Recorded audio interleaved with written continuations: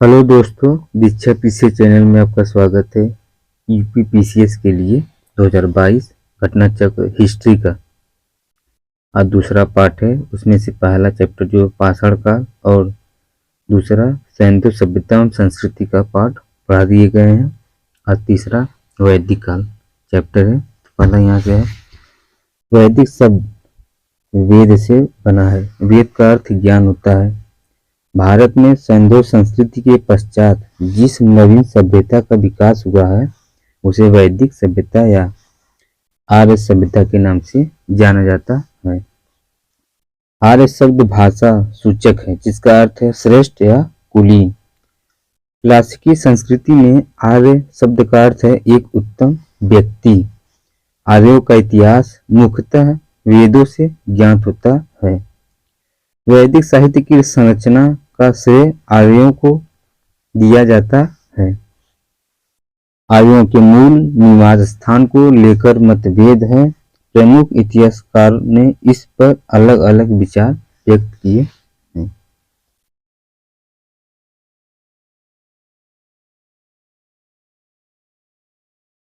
आर्यों का मूल निवास स्थान और विद्वान जैसे कश्मीर अथवा हिमालय क्षेत्र, इसके जो एलडी कल थे।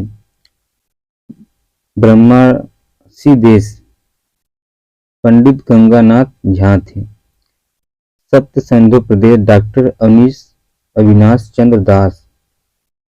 देविका प्रदेश मुल्तान थे डीएस त्रिवेदी। दक्षिण गार्डन चाइल्ड मध्य एशिया मैक्स मूलर। उत्तरी ध्रुव पश्चिम पंडित बाल गंगाधर तिलक। तिब्बत स्वामी दयानंद सरस्वती। जर्मनी हट एवं पेंका। हंगरी गाल्च। इसमें से जो ज्यादा एग्जाम में पूछा जाता है उत्तरी ध्रुव, तिब्बत और कश्मीर अथवा हिमालय क्षेत्र। ठीक है। आगे वैदिक काल के दो भाग में विभाजित किया जाता है, एक वैदिक काल और एक पूर्व वैदिक काल। जो 1500 ईसा पूर्व से 1000 ईसा पूर्व तक उत्तर वैदिक काल, 1000 ईसा पूर्व से 600 ईसा पूर्व। ठीक है। आगे है ऋग्वैदिक काल का इतिहास। पूर्वतः ऋग्वेद से ज्ञात होता है। ऋग्वेद में लोहे का उल्लेख नहीं है। उत्तर वैदिक ग्रंथों में लोहे का उल्लेख मिलता है।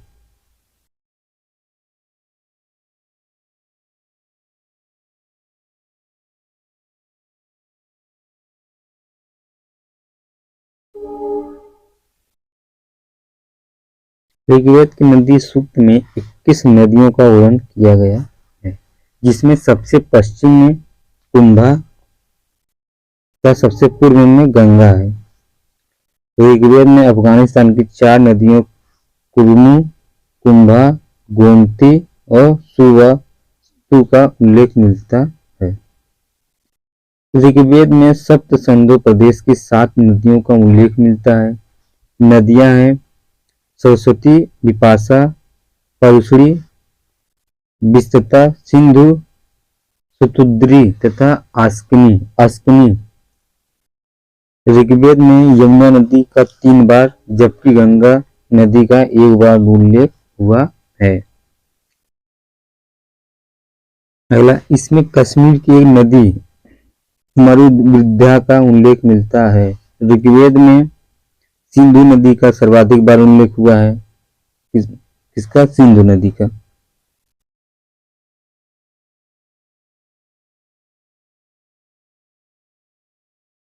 जो आपको देखेंगे नदी ऐसे है, यहीं से सिंधु नदी निकला है ऐसे। ठीक है। तो यहाँ से सर्वाधिक बार इसका उल्लेख हुआ कब? ऋग्वेद काल में। जबकि ऋग्वैदिक आर्यों की सबसे पवित्र नदी सरस्वती नदी थी, जिसे माते तमा, देवी तमा एवं नदी तमा नदियों में प्रमुख कहा गया है। सिंधु नदी को उसके आर्थिक महत्व के कारण हिरण्यनी कहा गया है तथा इसके गिरने की जगह तरावत अर्थात अरब सागर बताई गई है। गंगा यमुना के दोआब एवं उसके समीपवर्ती क्षेत्रों को आर्यों ने ब्रह्मर्षि देश कहा है। आर्यों ने हिमालय और विंध्याचल पर्वतों के बीच का नाम मध्य प्रदेश रखा। कालांतर में आर्यों ने संपूर्ण उत्तर भारत में अपना विस्तार कर लिया, जिसे आर्यावर्त कहा जाता है। 1400 ईसा पूर्व के बोगजोकोई एशिया माइनर के अभिलेख में ऋग वैदिक काल के देवताओं इंद्र, वरुण, मित्र तथा नासत्य का उल्लेख मिलता है।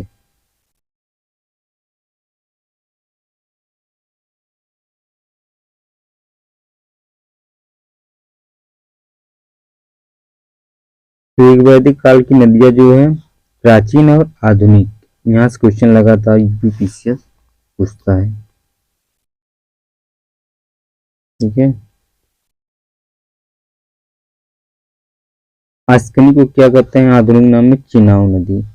बिपाशा को ब्यास, परशुड़ी को रावी नदी, विस्तृता को झेलम, कुंभा को काबुल, कुर्मू को कुर्रम, गोमती को गोमल, श्रुवास्तु को स्वास्थ्य,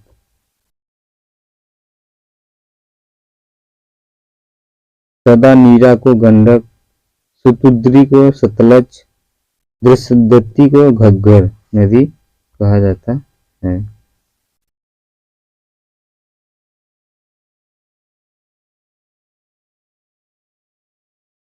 वैदिक साहित्य को श्रुति भी कहा जाता है। श्रुति का शाब्दिक अर्थ है सुना हुआ। भारतीय इतिहास में वेद सर्वाधिक प्राचीन है। वेद 4 हैं: ऋग्वेद, सामवेद, यजुर्वेद और अथर्ववेद, जिसमें से ऋग्वेद, यजुर्वेद तथा सामवेद को वेद त्रयी या त्रयी कहा जाता है। प्रत्येक वेद के 4 भाग होते हैं: संहिता, ब्राह्मण ग्रंथ, आरण्यक और उपनिषद। ऋग्वेद में कुल 10 मंडल तथा 1028 सूक्त और 1552 ऋचाएं हैं। 1017 सूक्त ऋग्वेद शाकल में तथा 11 सूक्त बालखिल्य में है। ऋग्वेद के 2 से 7 तक के मंडल प्राचीन माने जाते हैं।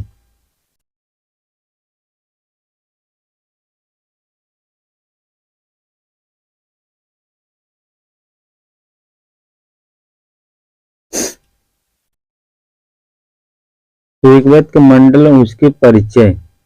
ऋग्वेद के मंडल और रचयिता। प्रथम मंडल, द्वितीय मंडल और तृतीय मंडल।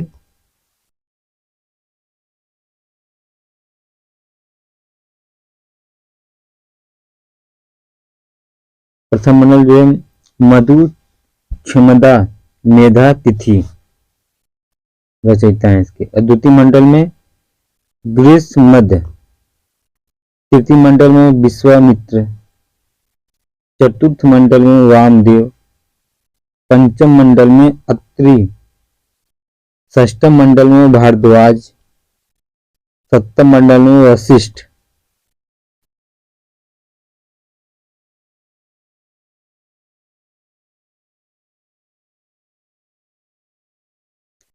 नवम मंडल, अष्टम मंडल में कंड और अंगिरस, नवम मंडल में सोम देवता और अन्य ऋषि, 10वां मंडल में विमदा, इंद्र, शची और अन्य।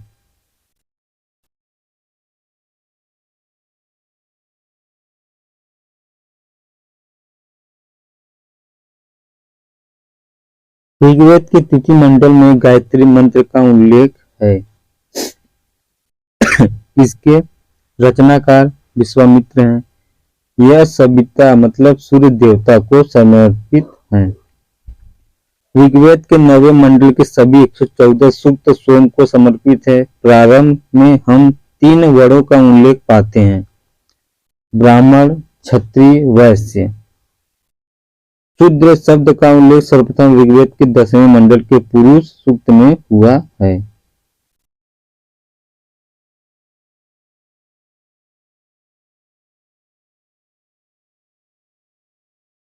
ऋग्वेद के 10वें सूक्त में हुआ है।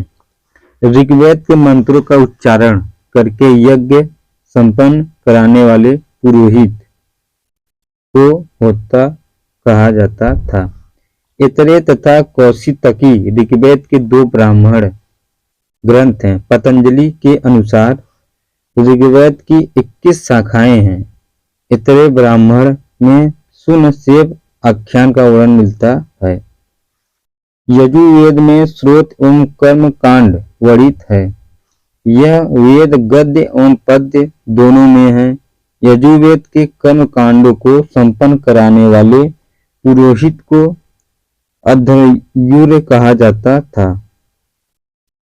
यजुर्वेद की 2 शाखाएं हैं। कृष्ण यजुर्वेद जो पद्य और गद्य दोनों में है, और शुक्ल यजुर्वेद जो केवल पद्य में है।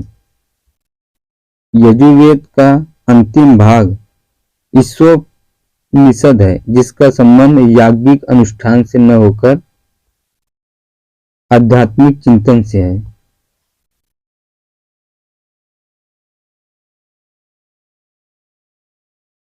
शुक्ल यजुर्वेद की मुख्य शाखाएं पांडव तथा मध्य दिन है। शुक्ल यजुर्वेद की संहिताओं को वाजसनेय भी कहा गया है, क्योंकि वाजसनेयी के पुत्र याज्ञवल्क्य इसके दृष्टा थे। तीर्थ यजुर्वेद की मुख्य शाखाएं हैं। तैत्तिरीय, काठक, मैत्रायणी तथा कपिस्थल शपथ ब्राह्मण शुक्ल यजुर्वेद का ब्राह्मण ग्रंथ है। इसमें पुनर्जन्म का सिद्धांत, जल प्लावन, कथा, पूर्वावर्षी आख्यान तथा पुरुष मेघ का वर्णन है। साम का अर्थ संगीत अथवा गान होता है। सामवेद में यज्ञों के अवसर पर गाए जाने वाले मंत्रों का संग्रह है।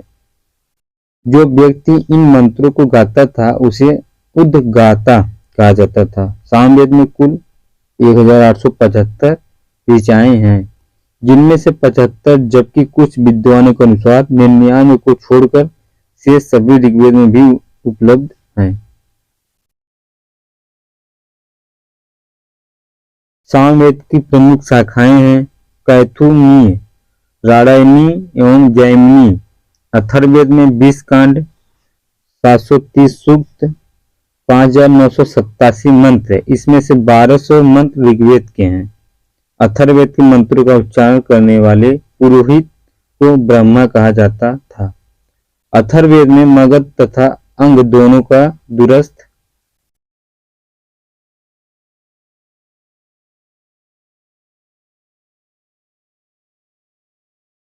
प्रदेश कहा गया है। इसमें सभा और समिति को प्रजापति की 2 पुत्रियां कहा गया है।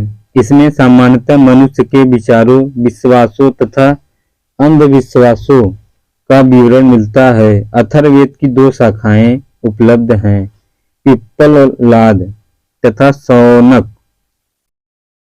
याज्ञवल्क्य गार्गी के प्रसिद्ध संवाद का उल्लेख बृहदारण्यक उपनिषद में है। कठोपनिषद में यम और नचिकेता का संवाद उल्लिखित है। कठोपनिषद कृष्ण यजुर्वेद का उपनिषद है। सत्यमेव जयते शब्द मुंडकोपनिषद से लिया गया है। ये इंपॉर्टेंट क्वेश्चन है, यहाँ से यूपीएससी क्वेश्चन पूछा है। अथर्ववेद का एकमात्र ब्राह्मण गोपथ ब्राह्मण है। इसका कोई आडड़क नहीं है।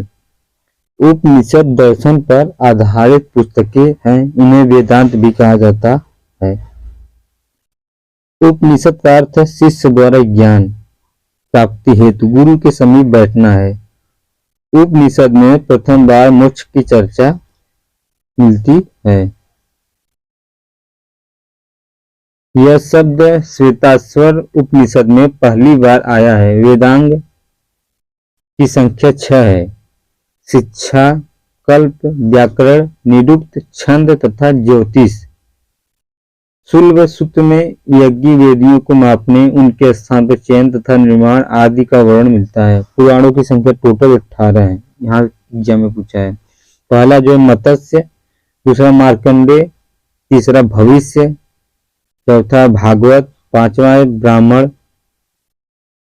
ब्रह्मांड, छठवां है ब्रह्मावर्त, सातवां है ब्रह्मा, आठवां वामन, नौवां है वराह, 10वां है विष्णु, 11वां है वायु, 12 अग्नि, 13 नारद और 14 पद्म, 15 लिंग और 16 गरुड़ और 17 कूर्म तथा 18वां स्कंद पुराण।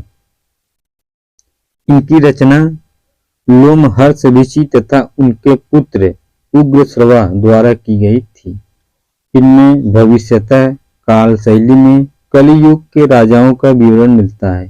हिंदू पौराणिक कथा के अनुसार समुद्र मंथन हेतु मथानी के रूप में मंद्रांचल पर्वत तथा रस्सी के रूप में सर्पों के राजा वासुकी का प्रयोग किया गया था।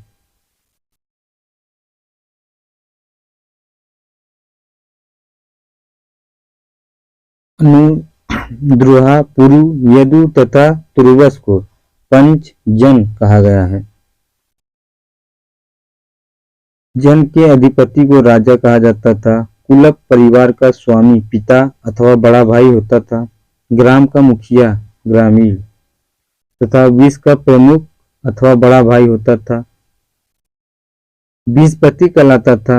दशराग युद्ध का उल्लेख ऋग्वेद के 7वें मंडल में मिलता है। इस युद्ध में प्रत्येक पक्ष में आर्य एवं अनार्स थे। यह युद्ध परुषणी नदी, आधुनिक रावी नदी के तट पर लड़ा गया था। दशराग्य युद्ध भारतों के राजा सुदास, त्रिशूल राजवंश तथा 10 राजाओं के एक संघ। इसमें 5 जन तथा 5 लघु जनजातियों मतलब अलिन, पक्त, भलान, शिव तथा विषाणु के राजा सम्मिलित हैं। इस युद्ध में सुदास की विजय हुई है।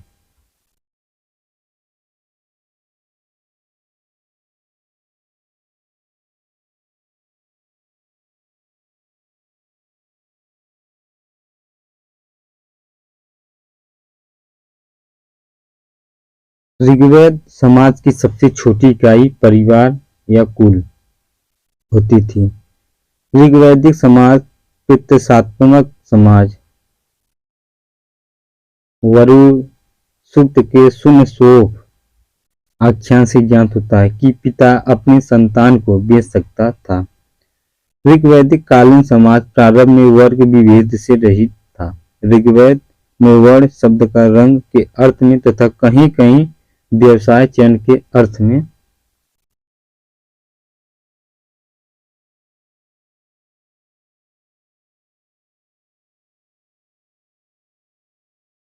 युक्त हुआ है।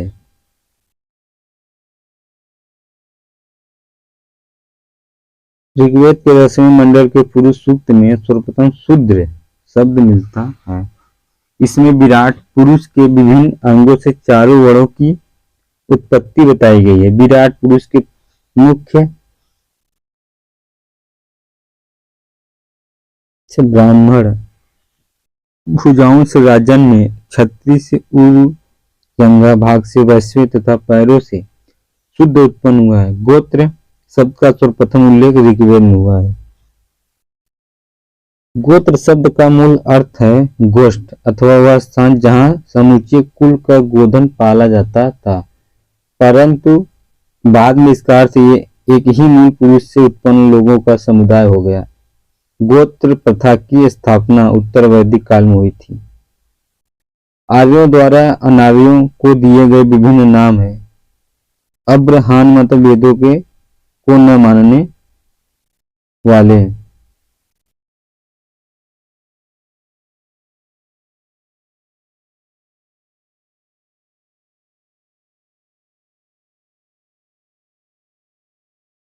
सतपथ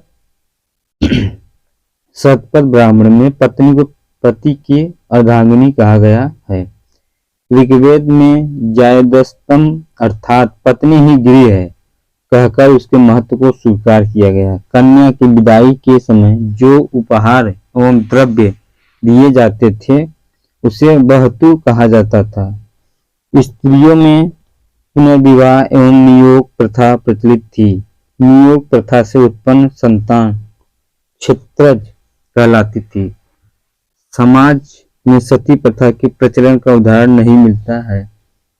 जो कन्याएं जीवन भर कुंवारी रहती थी उन्हें अमाजु कहा जाता था।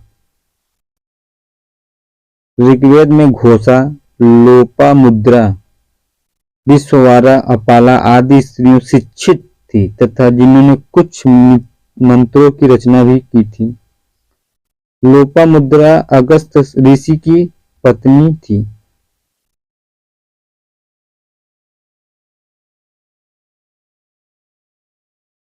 आर्य मांसाहारी तथा शाकाहारी दोनों प्रकार के भोजन करते थे। भोजन में दूध, घी, दही आदि का विशेष महत्व था। दूध में पकी हुई खीर, क्षीरपाकोदन का उल्लेख मिलता है। जौ के सूत्र को दही में मिलाकर करम्भ नामक खाद्य पदार्थ बनाया जाता था। ऋग्वैदिक काल में 3 प्रकार के वस्त्र प्रचलित थे। निविवासस एवं अधिवासस स्त्री एवं पुरुष आभूषण पहनते थे। ऋग्वैदिक आर्य आमोद प्रमोद का जीवन व्यतीत करते थे। रथ दौड़, घुड़दौड़ तथा पासा खेल उनके मनोरंजन के साधन थे। वाद्यों में साझा, मंजीरे, दुधुई, करकरी, वीणा, बांसुरी आदि का उल्लेख मिलता है।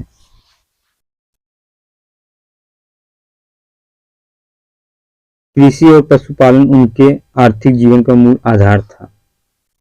ऋग्वेद में पशुपालन की तुलना में कृषि का उल्लेख बहुत कम मिलता है। ऋग्वेद के मात्र 24 मंत्रों में ही कृषि का उल्लेख प्राप्त होता है। उर्वरा या क्षेत्र कृषि योग्य भूमि को कहा जाता था। बुआई, कटाई, मड़ाई आदि क्रियाओं से लोग परिचित थे। ऋग्वेद में कुल्या नहर मतलब कूप, अवट खोद कर बने हुए गड्ढे, अस्मक चक्र, रहट, चरखी आदि का उल्लेख है।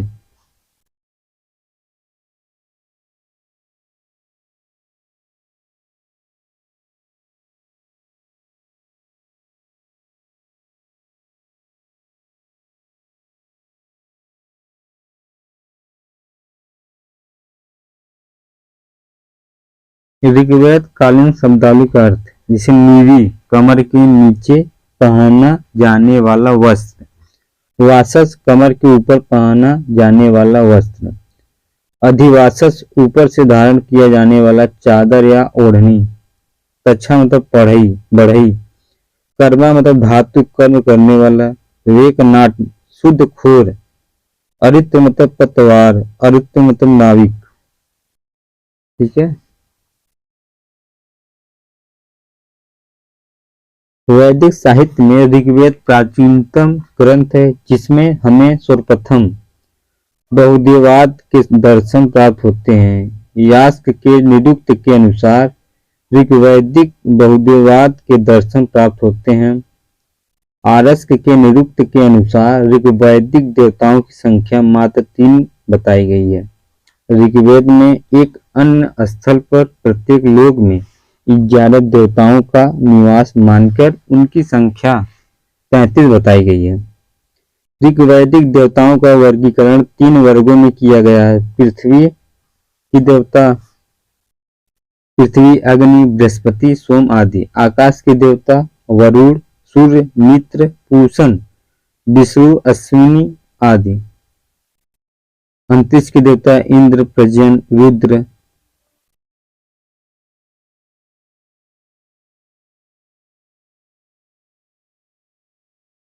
उत्तर वैदिक काल में अनु, द्रुहा, तुर्वस, कृबि, पुरु तथा भारत आदि जनों का लोप हो गया है।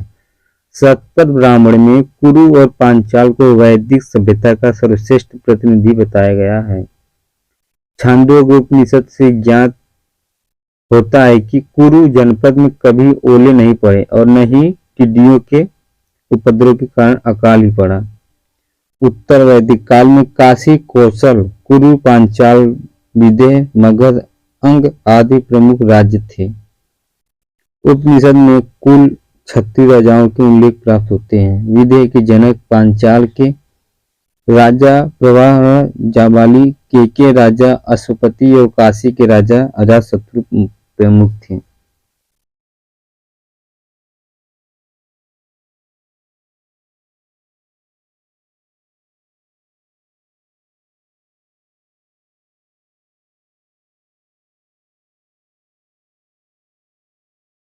विभिन्न दशाओं में राजा के विभिन्न नाम, जैसे पूर्व में सम्राट, पश्चिम में स्वराट, उत्तर में विराट, दक्षिण में भोज और मध्य में राजा, इनके नाम होते थे।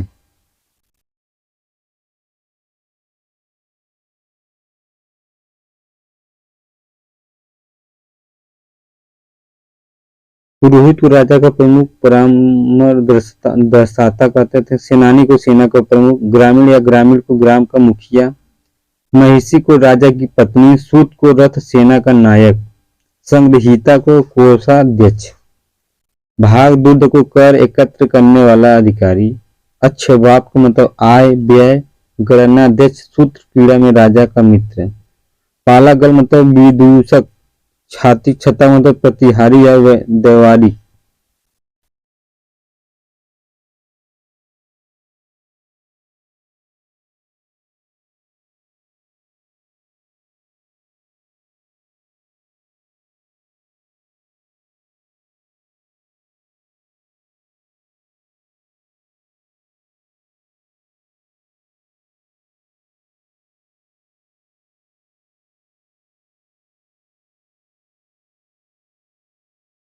तो जो इसमें है,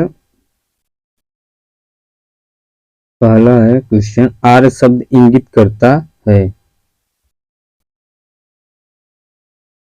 नित्य जाति समूह को, आयावरी जन को, भाषा समूह को, श्रेष्ठ वंश को। तो जो इसमें आंसर होगा डी होगा। ठीक है, क्योंकि आर्य प्राचीन भारत, यूरोपीय एवं प्राचीन ईरानी भाषा बोलने वालों के लिए उपयुक्त शब्द है। वैदिक संस्कृति में आर्य शब्द श्रेष्ठ, श्रेष्ठ अथवा सज्जन तथा नैतिक अर्थ में महाकुल, कुलीन, सभ्यता, साधु आदि के लिए प्रयुक्त हुआ है। चाणक्य ने अपने ऋग्भाष्य में आर्य का अर्थ विज्ञ, यज्ञ का अनुष्ठाता, विज्ञ स्रोत, आदरणीय अथवा सर्वत्र गतव्य, उत्तम, वर्ष, मनु, कर्म युक्त और कर्मानुष्ठान से श्रेष्ठ आदि बताया है। श्रेष्ठ या कुलीन है। आर्य शब्द इंगित करता है नित्य जाति समूह को, आयावरी जन को, भाषा समूह को, श्रेष्ठ वंश को। तो जो इसमें आंसर होगा श्रेष्ठ वंश को, क्योंकि आर्य प्राचीन भारत, यूरोपीय एवं प्राचीन ईरानी भाषा बोलने वाले के लिए प्रयुक्त शब्द है। वैदिक संस्कृति में आर्य शब्द श्रेष्ठ, शिष्टा अथवा सज्जन तथा नैतिक अर्थ में महाकुल, कुलीन, सभ्य, साधु आदि के लिए प्रयुक्त हुआ है।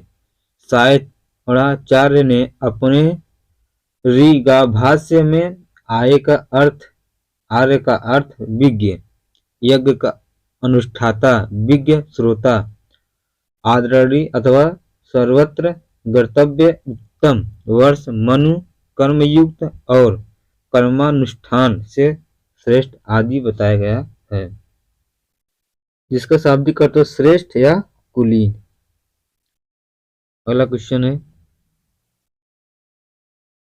क्लासिकी संस्कृति में आर्य शब्द का अर्थ है ईश्वर में विश्वासी, एक वंशानुगत जाति, किसी विशेष धर्म में विश्वास रखने वाला, या एक व्यक्ति, एक उत्तम व्यक्ति। तो जो इसमें आंसर सही होगा और आपका डी है, क्योंकि क्लासिकल संस्कृति में आर्य शब्द का अर्थ हुआ है।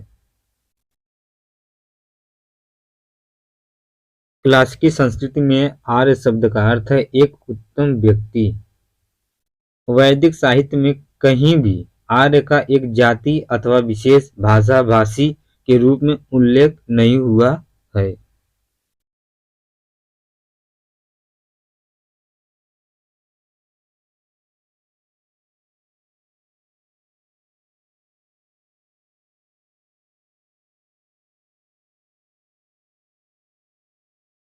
सबसे पुराना वेद कौन सा है? यजुर्वेद, ऋग्वेद, सामवेद, अथर्ववेद। तो लगभग सबकी आंसर ये पता होगा, ऋग्वेद है। क्योंकि भारतीय साहित्य में वेद चार हैं: ऋग्वेद, सामवेद, यजुर्वेद तथा अथर्ववेद। इनमें ऋग्वेद सर्वाधिक प्राचीन माना जाता है। त्रय नाम क्या है? तीन वेदों का, धर्म, संघ, युद्ध का, हिंदू धर्म के तीन देवताओं का और तीन मौसमों का। तो जो त्रय नाम दिया गया तीन वेदों का है।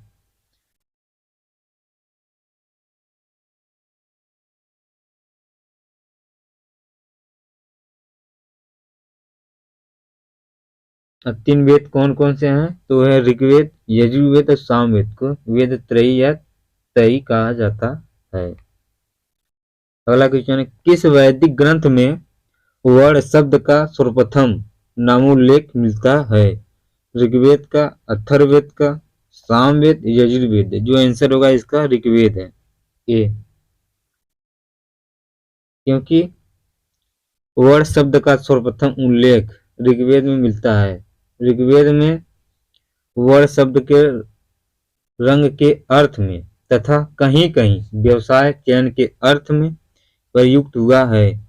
आर्यों को गौर वर्ण तथा दासों को कृष्ण वर्ण का कहा गया है। ऋग्वेद के 10वें मंडल के पुरुष सूक्त में सर्वप्रथम शूद्र शब्द मिलता है। वर्ण व्यवस्था से संबंधित पुरुष सूक्त मूलतः पाया जाता है अथर्ववेद में, सामवेद में, ऋग्वेद में, मनुस्मृति में, या इनमें से कोई नहीं। तो जो इसका आंसर होगा सी आपका। अगला क्वेश्चन है, सुमेलित कीजिए। अथर्ववेद ईश्वर महिला से है, ऋग्वेद बलिदान विधि से है, और यजुर्वेद औषधीय से संबंधित है, सामवेद संगीत से संबंधित है। तो जो इसका आंसर सही होगा वो आपका औषधि से जो संबंधित है वो आपका है अथर्ववेद, और जो ईश्वर महिमा है वो आपका ऋग्वेद से संबंधित है, बी। बलिदान विधि जो आपका संबंध है वो आपका यजुर्वेद से है, और जो संगीत का संबंध है वो आपका सामवेद से संबंध है। ठीक।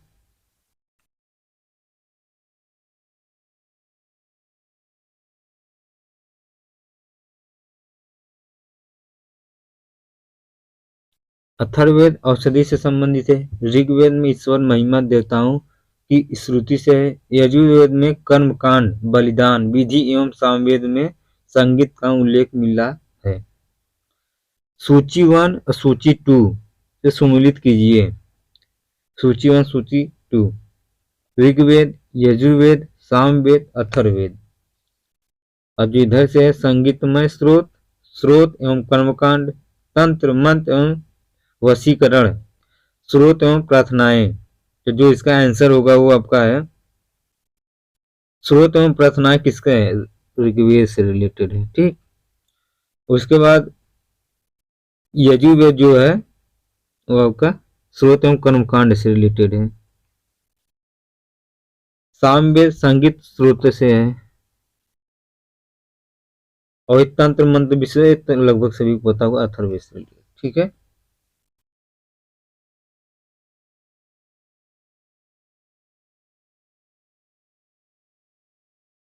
अगला कुछ इसमें ऋग्वेद में स्रोत एवं प्रार्थनाएं हैं। इसमें कुल 1028 सूक्त तथा 1552 ऋचाएं या मंत्र या श्लोक है। यजुर्वेद में स्रोत एवं कर्मकांड वर्णित है। सामवेद के पद गेम रूप में संगीतमय स्रोत है। निम्नलिखित चार वेदों में से किस एक में जादुई माया और वशीकरण का वर्णन है? ऋग्वेद में, यजुर्वेद में, कि अथर्ववेद में, कि सामवेद में? तो जो इसका आंसर होगा वो आपका अथर्ववेद में है। ऋग्वेद में ऋचाएं कितनी है? तो इसका भी कोई आंसर क्लियर नहीं दिया है। ठीक है। तो अगला क्वेश्चन पे ऋग्वेद है स्रोतों का संकलन, कथाओं का संकलन, शब्द का संकलन, युद्ध का ग्रंथ। और इसके पहले हम लोग एक क्वेश्चन कर चुके हैं, तो ये है आपका स्रोतों का संकलन, ये सही है। सूची वन सूची सेकेंड, सांस सुमित कीजिए। ऋग्वेद, सामवेद, अथर्ववेद, यजुर्वेद। तो जो ऋग्वेद है वो किससे रिलेटेड है, तो इतरे किससे है, ऋग्वेद से है। सामवेद पंचवीस से रिलेटेड है। गोपथ जो आपका रिलेटेड है वो आपका अथर्ववेद से रिलेटेड है। यजुर्वेद शतपथ ब्राह्मण से रिलेटेड है। ठीक, तो ऑप्शन सी सही होगा।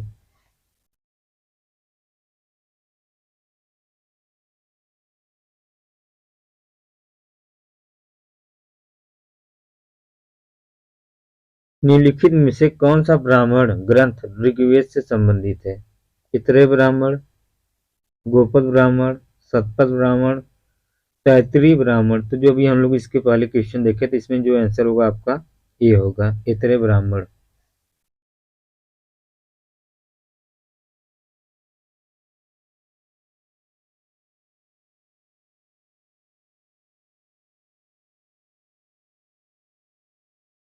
गोपद ब्राह्मण संबंधित है यजुर्वेद से, ऋग्वेद से, अथर्ववेद से, सामवेद से। तो जो इसका आंसर होगा अथर्ववेद से रिलेटेड है। ऋग्वेद का कौन सा मंडल पूर्णतः सोम को समर्पित है? तो 9वां मंडल है, लगभग सभी को पता होगा।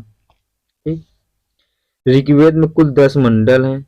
इनमें 9वें मंडल के सभी 114 सूक्त सोम की समर्पित है। अगला क्वेश्चन है, ऋग्वेद संहिता का 9वां मंडल पूर्णतः किसको समर्पित है? इंद्र और उनका हाथी, उर्वशी एवं स्वर्ग, पौधों और जड़ी बूटियों से संबंधित देवतागण, सोम और इस पेय पर नामांकित देवता। जो इसका आंसर होगा वो आपका डी है।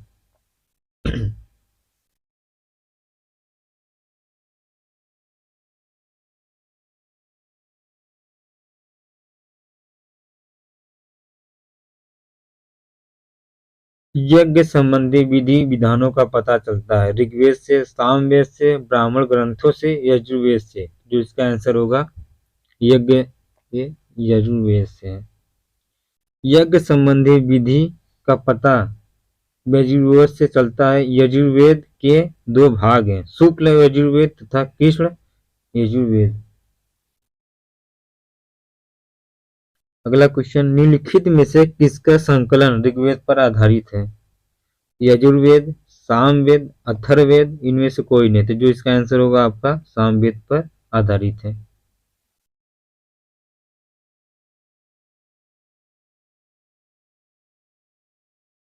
अगला क्वेश्चन है, भारत के किस स्थल खुदाई से लौह धातु के प्रचलन के प्राचीनतम प्रमाण मिले हैं?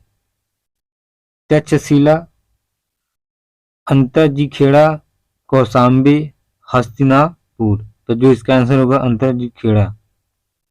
यहाँ लौह धातु के प्रचलन के प्राचीनतम प्रमाण मिले हैं।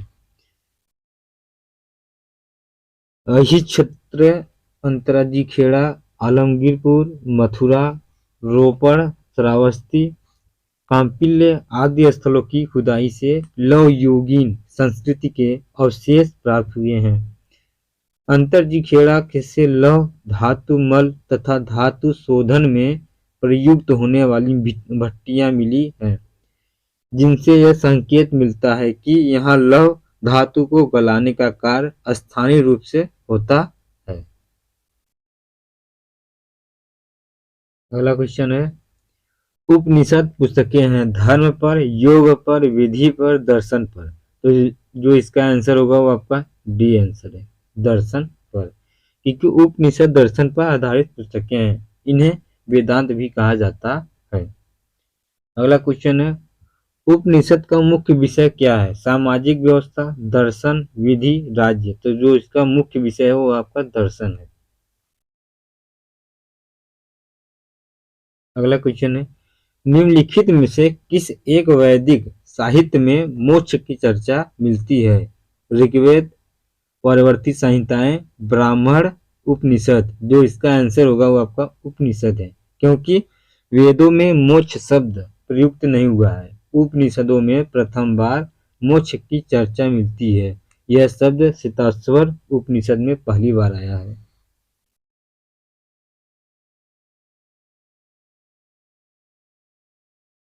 अगला क्वेश्चन है, अध्यात्मक ज्ञान के विषय में नचिकेता और यम का संवाद किस उपनिषद में प्राप्त होता है?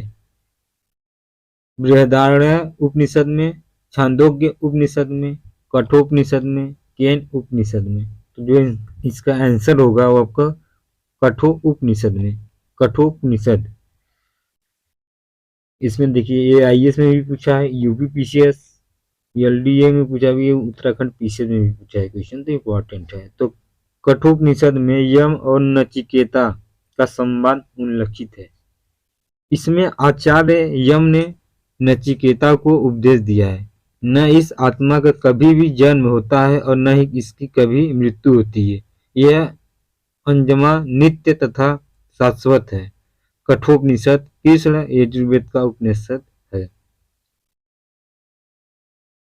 अगला क्वेश्चन है, नचिकेता आख्यान का उल्लेख मिलता है अथर्ववेद में, शतपथ ब्राह्मण में, कठोपनिषद में, बृहदारण्य उपनिषद में। इसमें जो आंसर होगा आपका सी सही होगा, कठोपनिषद में। अगला क्वेश्चन है, उपनिषद काल के राजा अश्वपति शासक थे? काशी के, केकय के, पांचाल के, विदेह के। तो जो इसका आंसर होगा केकय के। उपनिषद में वर्णित राजाओं में विदेह के राजा जनक, पांचाल के राजा प्रवाण, जावाल, केके के राजा अश्वपति और काशी के राजा अजातशत्रु प्रमुख थे। काशी के राजा जो है इंपॉर्टेंट है, यहाँ पूछता है बार बार एग्जाम में, ठीक है। अगला क्वेश्चन है, निम्नलिखित में से वैदिक साहित्य का सही क्रम कौन सा है? वैदिक साहित्य ब्राह्मण, आरण्यक, उपनिषद, वैदिक साहित्य उपनिषद, आरण्यक, ब्राह्मण, वैदिक साहित्य में आरण्यक, ब्राह्मण, उपनिषद, वैदिक साहित्य में वेदांग, आरण्यक, स्मृतियां। जो इसका आंसर होगा आपका ए सही है। वैदिक साहित्य का सही क्रम है वैदिक साहित्य, ब्राह्मण, आरण्यक, उपनिषद। आरंभिक वैदिक साहित्य में सर्वाधिक वर्णित नदी है सिंधु, शतुद्री, सरस्वती, गंगा। तो जो इसका आंसर होगा वो आपका है ए, क्या है? सिंधु, क्योंकि सिंधु नदी का वैदिक काल में सर्वाधिक महत्व था। इसी कारण इसका उल्लेख ऋग्वेद में सर्वाधिक हुआ है। सिंधु नदी को उसके आर्थिक महत्व के कारण हिरण्यनी कहा गया है। अगला क्वेश्चन है, वैदिक नदी आस्कनी की पहचान निम्नांकित नदियों में से किस एक के साथ की जाती है? ब्यास, रावी, चेनाब, झेलम। जो इसका आंसर होगा चेनाब है, ठीक है। वैदिक नदी आस्कनी की पहचान चेनाब नदी से की गई है।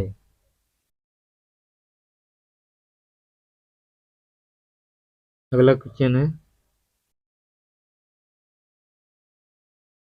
ऋग्वेद में निम्नलिखित किन नदियों का उल्लेख अफगानिस्तान के साथ आर्यों के संबंध का सूचक है? अस्किनी, परशुड़ी, कुंभा, कुमरू, विपाशा, सुतुद्री। तो ऋग्वेद में उल्लिखित कुंभा से काबुल, कुर्मु से कुर्रम, गोमती से गोमल एवं श्रुवास्तु से स्वात नदियां अफगानिस्तान में बहती थी। इन नदियों के उल्लेख से स्पष्ट होता है कि आर्यों का अफगानिस्तान के साथ गहन संबंध था। अगला क्वेश्चन है, वैदिक नदी कुंभा का स्थान कहाँ निर्धारित होना चाहिए? अफगानिस्तान में, चीनी तुर्किस्तान में, कश्मीर में या पंजाब में? तो जो इसका आंसर होगा अफगानिस्तान में, ठीक है। अगला क्वेश्चन है, सूची 1 सूची सेकेंड से सम्मिलित कीजिए। सूची 1 सूची सेकेंड, वैदिक नदियां, आधुनिक नदियां, कुंभा का काबुल, परुशड़ी का रावी, सदानीरा का गंडक और सुदूत्री का सतलज, जिसका आंसर होगा। ठीक, अगला क्वेश्चन है, निम्नलिखित में से कौन सी प्रथा चतुष्टय वेदांतर काल में प्रचलित हुई है? धर्म, अर्थ, काम, मोक्ष। ब्राह्मण, क्षत्रिय, वैश्य, शूद्र। ब्रह्मचार्य, गृहस्थाश्रम, वानप्रस्थ, संन्यास। इंद्र, सूर्य, रुत, मरुत। तो जो इसका आंसर होगा ए और सी दोनों सही है। ठीक, चारों पुरुषार्थ धर्म, अर्थ, काम, मोक्ष की अवधारणा वैदिक काल में नहीं थी। मोक्ष की अवधारणा पहली बार उपनिषद से आई है। उसी प्रकार आश्रम व्यवस्था, ब्रह्मचार्य, गृहस्थ, वानप्रस्थ, संन्यास का प्रचलन वेदांतर काल में हुआ है। आश्रम शब्द की उत्पत्ति श्रम धातु से हुई है।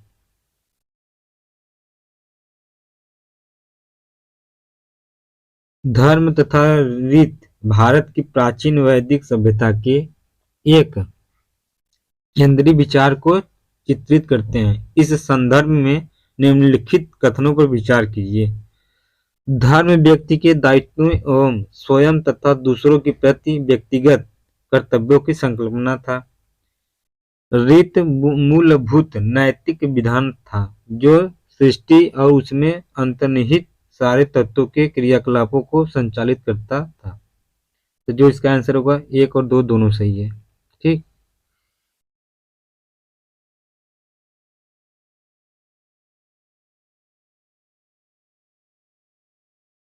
भारत की प्राचीन वैदिक सभ्यता के संदर्भ में सही है, अतः सही उत्तर विकल्प सी होगा। वरुण देवता को वैदिक सभ्यता में नैतिक व्यवस्था का प्रधान माना जाता था। इसी कारण उन्हें ऋत से गोपा भी कहा जाता था। भारतीय संस्कृति के अंतर्गत ऋत का अर्थ है प्राकृतिक नियम, कृत्रिम नियम, मानवीय नियम, सामाजिक नियम। इनमें से कोई नहीं। जो इसका आंसर होगा वो आपका प्राकृतिक नियम। ऋग्वेद में हमें धर्म के अतिरिक्त दूसरा शब्द ऋत मिलता है।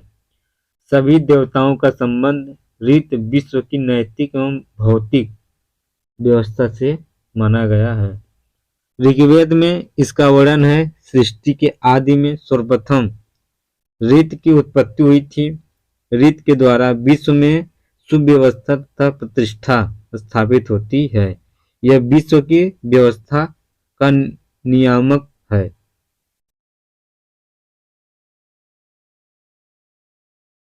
निम्नलिखित वैदिक देवताओं में किस से उनका पुरोहित माना जाता है? अग्नि से, बृहस्पति से, द्रौ से, इंद्र से। तो बृहस्पति जी की वैदिक देवताओं का पुरोहित माना जाता है। ऑप्शन बी सही होगा। निम्नलिखित में कौन सी वह ब्रह्मवादिनी थी जिसने कुछ वेद मंत्रों की रचना की थी? लोपामुद्रा, गार्गी, लीलावती, सावित्री। तो जो इसका आंसर होगा लोपामुद्रा। क्योंकि वैदिक साहित्य में कई ऐसी विदुषी स्त्रियों का उल्लेख मिलता है जिन्होंने वेदों मंत्रों की रचना की थी, यथा आपाल, घोषा, विश्ववारा, लोपामुद्रा आदि। लोपामुद्रा अगस्त्य ऋषि की पत्नी थी।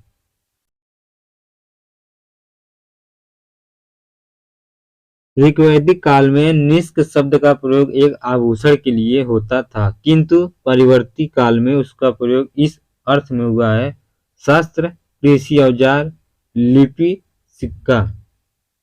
जो इसका आंसर होगा वैदिक काल में सोने के हार को निष्क कहा जाता था। निष्क के प्रयोग ने आगे आने वाले सिक्के के व्यवहार के मार्ग को प्रशस्त कर दिया है।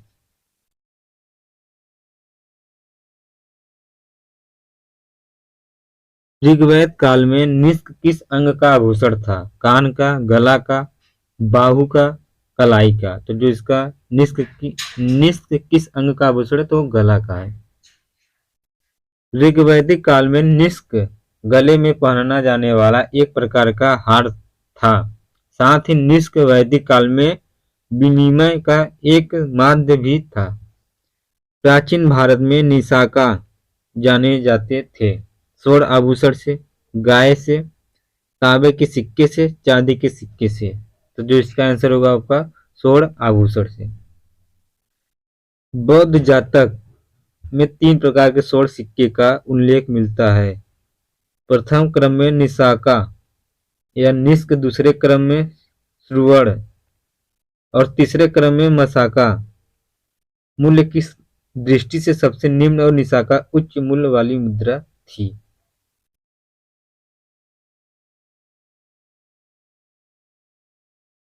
बोग जकोई महत्वपूर्ण है क्योंकि यह मध्य एशिया एवं तिब्बत के मध्य एक महत्वपूर्ण व्यापारिक केंद्र था। यहाँ से प्राप्त अभिलेखों में वैदिक देवताओं एवं देवियों का नामोल्लेख प्राप्त होता है। वेद के मूल ग्रंथों की रचना यहाँ हुई थी। उनमें से कोई नहीं, तो जो इसका आंसर होगा आपका बी है। एशिया माइनर स्थित बोगजकोई से 14वीं शताब्दी ईसा पूर्व की अभिलेख में ऋग्वैदिक काल के देवताओं इंद्र, वरुण, मिस्र तथा नासत्य का उल्लेख मिलता है। इससे ज्ञात होता है कि वैदिक आर्य ईरान से होकर ही भारत आए होंगे।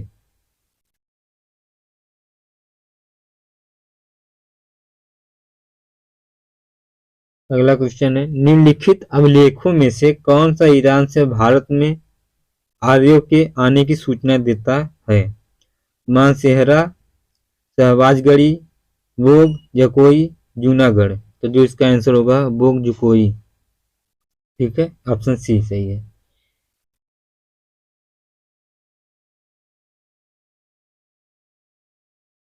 अगला क्वेश्चन है, 14वीं सदी ईसा पूर्व का एक अभिलेख जिसमें वैदिक देवताओं का वर्णन है प्राप्त होता हुआ है। एकपटाना से, बोग कोई से, बेबीलोन से, बीसोटून से। तो जो इसका आंसर होगा बोग जो कोई से, ऑप्शन बी है। निम्नलिखित में से किसने आर्यों के आदि देश के बारे में लिखा था? शंकराचार्य, एनी बेसेंट, विवेकानंद, बाल गंगाधर तिलक। तो जो आर्यों के विषय में लिखे थे वो थे बाल गंगाधर तिलक।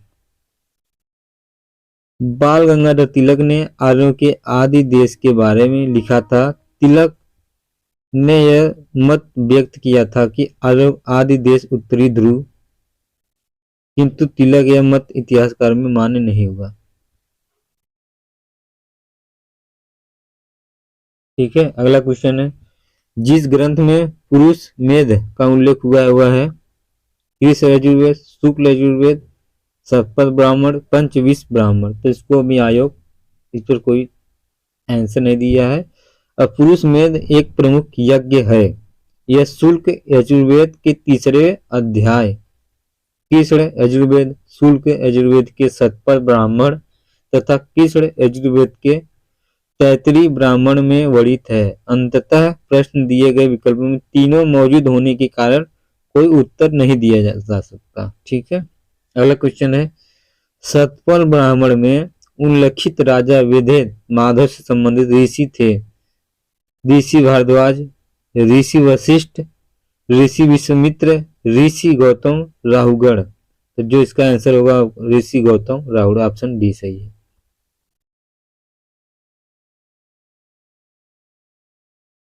आर्यों के पूर्व दिशा की ओर प्रसार के विषय में शतपथ ब्राह्मण में वर्णित विदेह माधव की आख्यायिका उल्लेखनीय है। इसके अनुसार राजा विदेह माधव से संबंधित ऋषि गौतम राहुगढ़ थे। अगला क्वेश्चन है, उत्तर वैदिक काल में निम्नलिखित में से किनको आर्य संस्कृति का धूर समझा जाता था? अंग या मगध, कौशल विदेह, कुरु पांचाल या मत्स्य सुरसेन, जो कहा जाता था किसको, कुरु और पंचाल को। उत्तर वैदिक काल में नगरीकरण की प्रक्रिया प्रारंभ हो चुकी थी। कुरु पांचाल इस समय के प्रमुख नगर बन गए थे तथा ये नगर उत्तर वैदिक सभ्यता के प्रमुख केंद्र या धुर थे। अगला क्वेश्चन है, गोत्र शब्द का प्रयोग सर्वप्रथम हुआ था अथर्ववेद में, ऋग्वेद में, सामवेद में, यजुर्वेद में। तो जो इसका आंसर है ऋग्वेद में हुआ था। ठीक है, क्योंकि गोत्र शब्द का सर्वप्रथम उल्लेख ऋग्वेद में हुआ था। गोत्र शब्द का मूल अर्थ है गोष्ठ अथवा वह स्थान जहाँ समूचे कुल का गोथन पाला जाता था।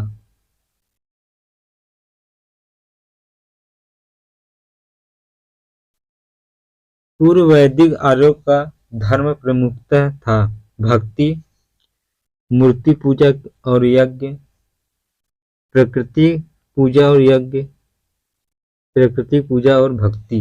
तो जो इसका आंसर होगा आपका सी सही होगा, प्रकृति पूजा और यज्ञ।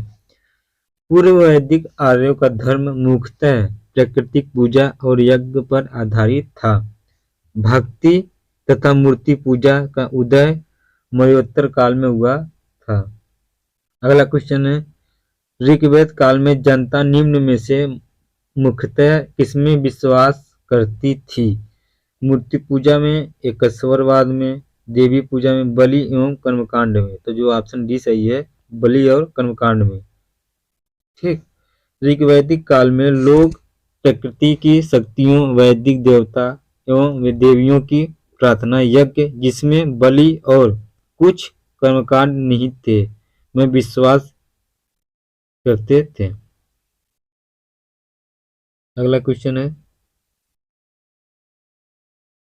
प्रसिद्ध 10 राजाओं का युद्ध किस नदी के तट पर लड़ा गया? तो लगभग इसका आंसर सभी को पता होगा, क्योंकि परशुड़ी, इसको रावी नदी भी कहा जाता है। दशरथ युद्ध, 10 राजाओं का युद्ध परशुड़ी नदी, आधुनिक रावी नदी के तट पर लड़ा गया था, जिसमें भरतों के राजा सुदास की विजय हुई थी।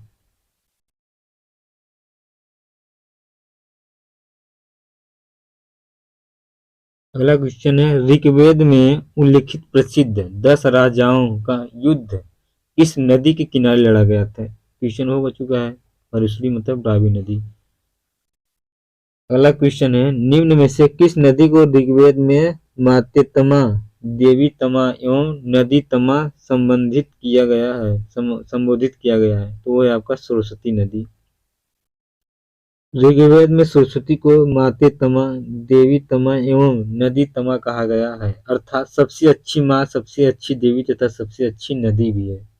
ठीक है, अगला क्वेश्चन, उस जनजाति का नाम बताइए जो ऋग्वैदिक आर्यों के पंचजन से संबंधित नहीं है। यदु, पुरु, सुवर्सु, कीकट। तो जो इसका आंसर है वो कीकट है।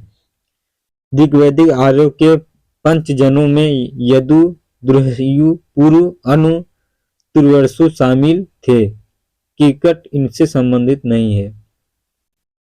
प्राचीन काल में आर्यों के जीविकोपार्जन का मुख्य साधन था कृषि।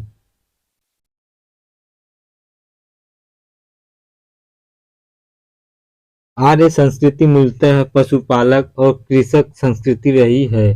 ऋग्वेद में कई मंत्रों में कृषि तथा उसके कार्यकलापों का वर्णन है।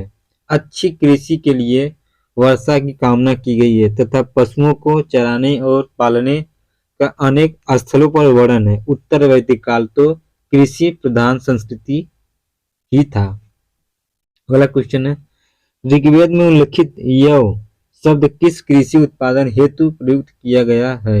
जौ, चना, चावल, गेहूं। तो जो आंसर होगा आपका जौ, ए ऑप्शन।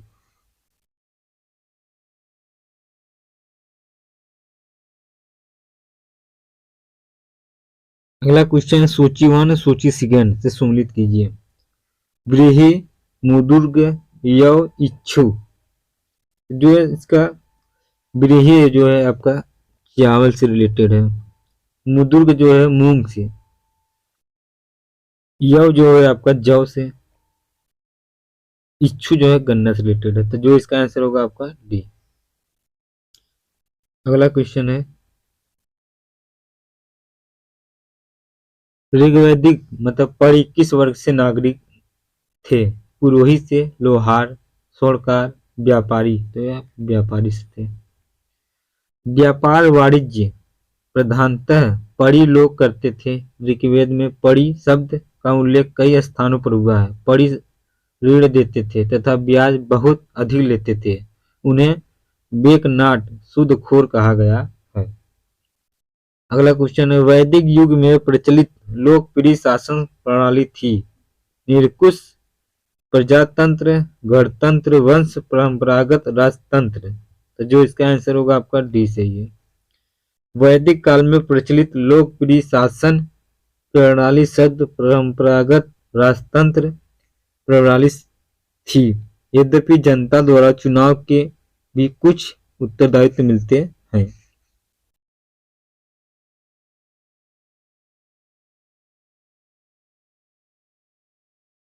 अगला क्वेश्चन है, वैदिक युगीन सभा गांव के व्यावसायिक लोगों की संस्था थी। राज दरबार होता था, मंत्रिपरिषद थी, राज्य के समस्त लोगों की एक राष्ट्रीय सभा थी।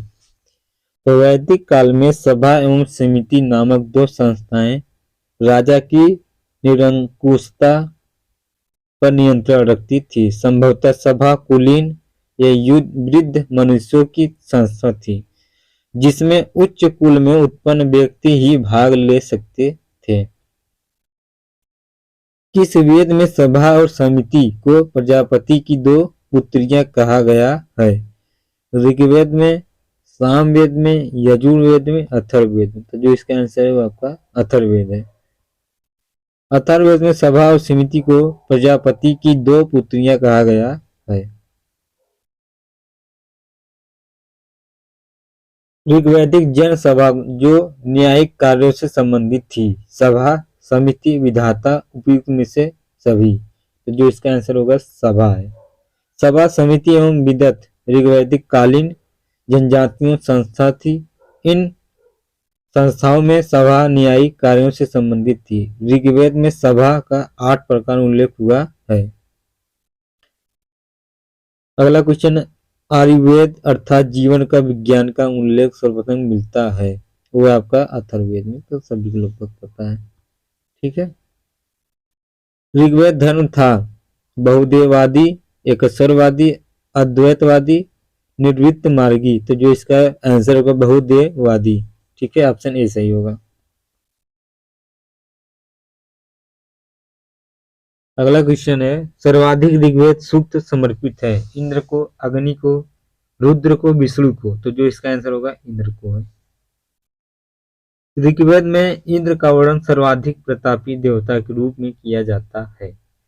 जिस 250 सूक्त समर्पित है, यह ऋग्वेद काल में सर्वाधिक लोकप्रिय देवता था। इंद्र को आर्यों का युद्ध नेता तथा वर्षों का देवता माना जाता है। ऋग्वेद में अग्नि को 200 सूक्त समर्पित है और वह इस काल के दूसरे सर्वाधिक महत्वपूर्ण देवता हैं। निम्नलिखित में से किस ऋग्वेद में युद्ध देवता समझा जाता था? तो वह आपका इंद्र में। अगला क्वेश्चन है, ऋग्वेद में सर्वाधिक संख्या में मंत्र संबंधित है? अग्नि से, वरुण से, विष्णु से, यम से, तो जो इसका आंसर होगा वो आपका अग्नि से है। ऑप्शन ए सही है। ऋग्वेद में सर्वाधिक संख्या में मंत्र इंद्र को समर्पित है, किंतु वह इस प्रश्न के विकल्प में नहीं है कि दूसरे स्थान पर अग्नि को 200 मंत्र समर्पित है। अगला क्वेश्चन है, वैदिक देवता इंद्र के विषय में निम्नलिखित कथनों पर विचार कीजिए। झंझावात के देवता थे या पापियों को दंड देते थे, नैतिक व्यवस्था के संरक्षक थे, वर्षा के देवता थे।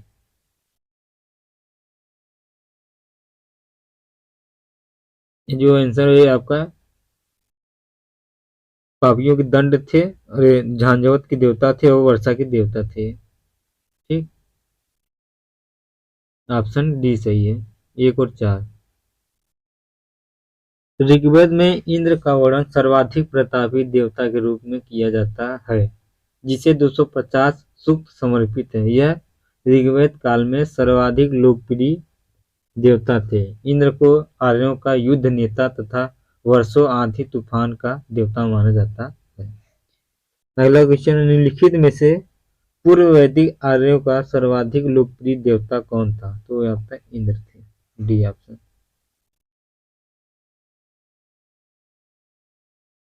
वैदिक देव मंडल में निम्न में से कौन देवता युद्ध का देवता माना जाता था? तो भी इंद्र था। ऑप्शन डी सही है। 800 से 600 ईसा पूर्व का काल किस युग से जुड़ा है? वो ब्राह्मण युग से रिलेटेड था। ठीक,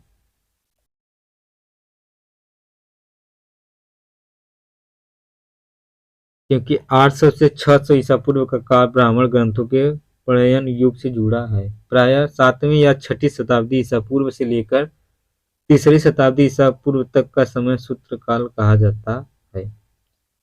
गायत्री मंत्र किस पुस्तक में मिलता है? वो आपका ऋग्वेद में। ऑप्शन सी सही है। गायत्री मंत्र ऋग्वेद में उल्लेखित है। इसके रचनाकार विश्वामित्र हैं। यह सवित्रा सूर्य देवता को समर्पित है। यह मंत्र ऋग्वेद के तृतीय मंडल में वर्णित है। अगला क्वेश्चन, गायत्री मंत्र के नाम से प्रसिद्ध मंत्र सर्वप्रथम किस ग्रंथ में मिलता है? तो आपका ऋग्वेद में।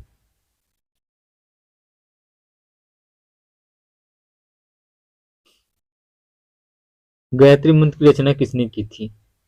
विश्वामित्र ने।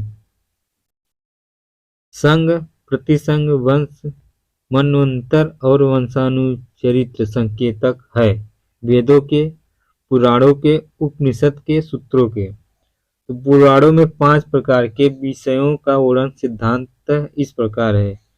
सर्ग, प्रतिसर्ग, वंश, मनवंतर तथा वंशानुचरित्र। सर्ग बीज या आदि सृष्टि का पुराण है।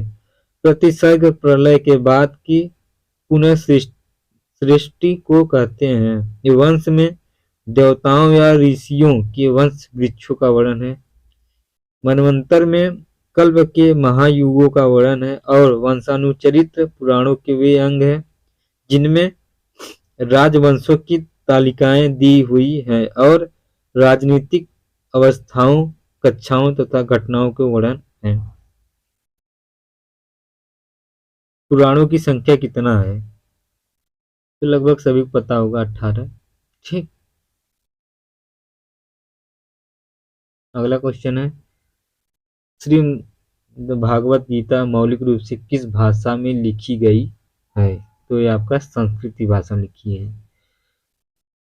श्रीमद् भागवत गीता मौलिक रूप से संस्कृत भाषा में लिखी गई थी। यह प्राचीन धार्मिक ग्रंथ महाभारत का एक भाग है। महाभारत मूलतः किस रूप में जानी जाती थी? तो वह आपका जय संहिता। महाभारत के प्रारंभिक रचना काल में 8800 श्लोक थे और इसे जय संहिता के नाम से जाना जाता था। महाभारत का दूसरा संस्करण भारत था जिसमें श्लोकों की संख्या 24,000 थी। वर्तमान महाभारत में 1,00,000 श्लोक प्राप्त है। यह इसका अंतिम संस्करण है जिसे सत्रसहस्त्री संहिता या महाभारत कहा गया।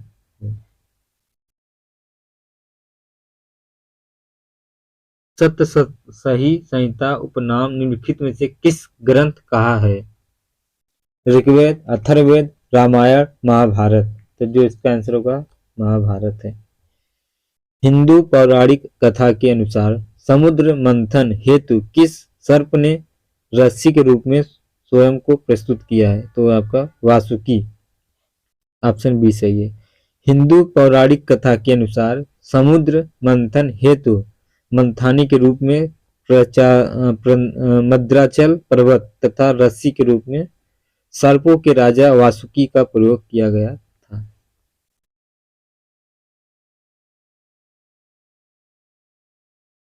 किस काल में अछूत की अवधारणा स्पष्ट रूप से उद्धृत हुई थी? ऋग्वेद काल में, उत्तर वैदिक काल में, उत्तर गुप्त काल में, धर्मशास्त्र के समय में। तो जो इसका आंसर होगा धर्मशास्त्र के समय में।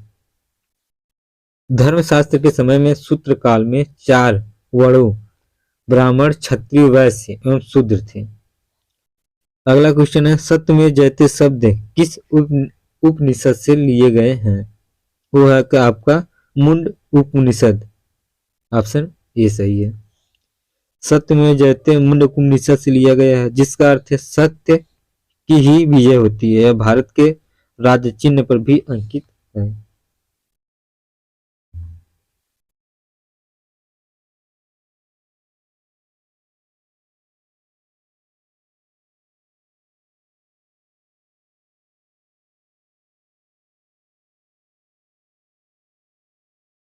तमसो या ज्योतिर्गमय कथन है मूलतः उपनिषद का, महाकाव्यों का, पुराणों का, षड्दर्शन का। तो जो इसमें आंसर होगा आपका उपनिषदों का।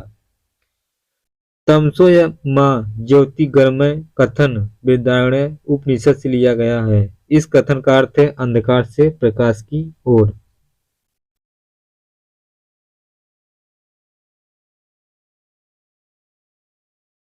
किस उपनिषद का शाब्दिक अर्थ सफेद घोड़ा है? कठोपनिषद, छांदोग्योपनिषद, तैत्तिरीय उपनिषद, ईशोपनिषद। तो इनमें से कोई नहीं, तो इनमें से कोई नहीं, क्योंकि विकल्प में दिए गए किसी उपनिषद का सफेद घोड़ा नहीं है। श्वेताश्वर उपनिषद का अर्थ सफेद घोड़े द्वारा ढोया गया है।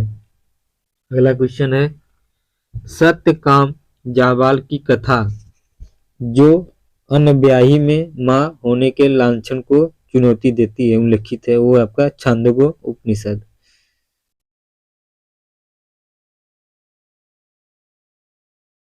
ऋग्वेद की मूल लिपि थी देवनागरी, खरुष्टी, पाली, ब्राह्मणी। तो आपका ब्राह्मणी है।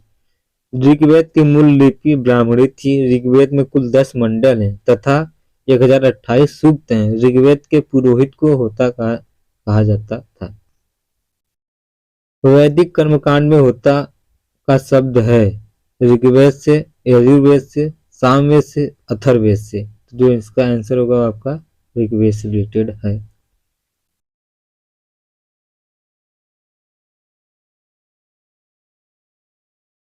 ओस्ता, अवेस्ता और ऋग्वेद में समानता है। अवेस्ता किस क्षेत्र से संबंधित है? वो आपका ईरान से, क्योंकि अवेस्ता और ऋग्वेद दोनों भाषिक समानताओं के कारण आर्यों की सभ्यता से संबंधित माने जाते हैं। अवेस्ता ईरान के क्षेत्र से संबंधित है। अगला क्वेश्चन है,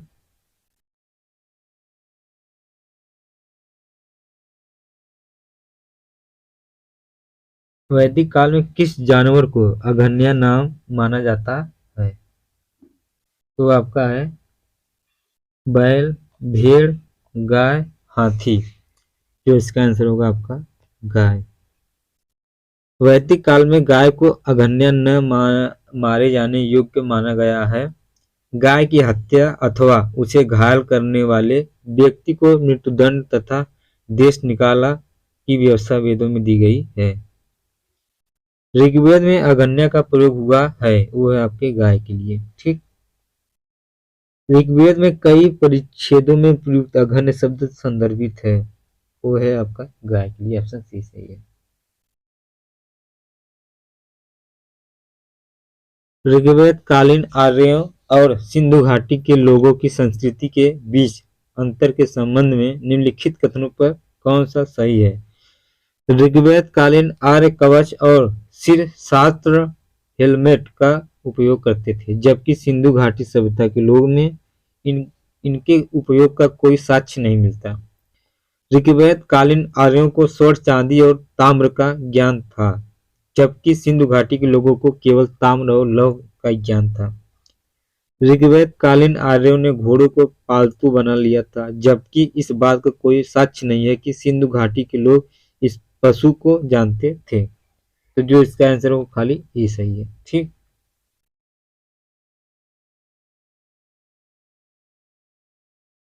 अगला क्वेश्चन है, ऋग्वेद काल के प्रारंभ में निम्न में से किसे महत्वपूर्ण मूल्यवान संपत्ति समझा जाता था? भूमि को, गाय को, स्त्री को, जल को। जो इसका आंसर होगा आपका गाय को। ऋग्वैदिक काल के प्रारंभ में गाय को महत्वपूर्ण संपत्ति समझा जाता था। इस काल में गाय मुख्यतः विनिमय का माध्यम होती थी।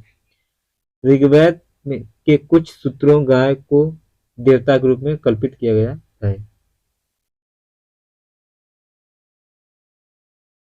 सूचीवान सूची सिगेंड से सम्मिलित कीजिए। सिंधु घाटी सभ्यता, उत्तर वैदिक समाज, ऋग्वैदिक समाज, मध्यकाल, चारगाह, जमींदार, कृषक, नगरी। तो जो इसका आंसर होगा आपका डी ऑप्शन सही है। ठीक, क्योंकि सिंधु घाटी सभ्यता जो नगरी से रिलेटेड है,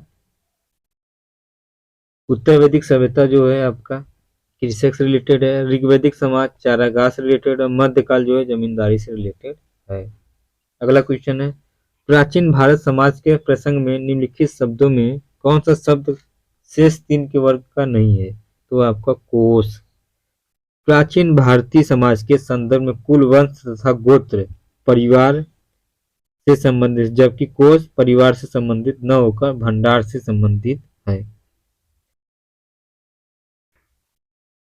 अगला क्वेश्चन है, संस्कारों की कुल संख्या कितनी है? वो है आपका 16। अगला क्वेश्चन, जीविकोपार्जन हेतु वेद वेदांग पढ़ने वाला अध्यापक कहलाता था? उपाध्याय। क्योंकि वैदिक काल में जीविकोपार्जन हेतु वेद वेदांग पढ़ाने वाला अध्यापक उपाध्याय कहलाता था। आचार्य गुरुकुल की स्थापना करके अपने शिष्यों को बढ़ाता था तथा कोई फीस नहीं लेता था, किंतु शिष्य के द्वारा दी गई दक्षिणा स्वीकार कर लेता था। तो दोस्तों आज का घटना चक्र यहीं पर समाप्त हो